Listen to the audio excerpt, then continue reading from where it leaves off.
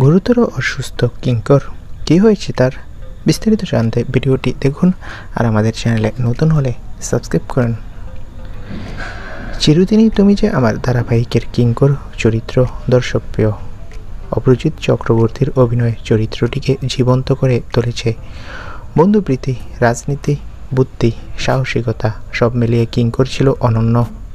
কিন্তু গল্পের গতিপথে এবার অন্যরকম সুর।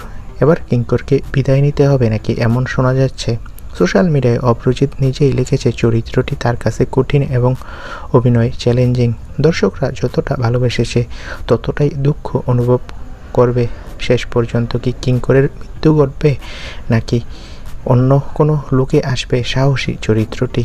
তবে বাস্তবে গুরুতর অসুস্থ এই অভিনেতা।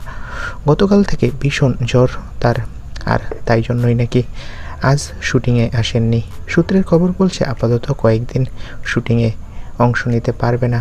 ভক্তদের কাছে দোয়া চেয়েছে যাতে দ্রুত সুস্থ হয়ে ওঠে। তো বন্ধুরা, তোমরা সবাই কিঙ্করের জন্য দোয়া করো, সে যাতে দ্রুত সুস্থ হয়। ধন্যবাদ।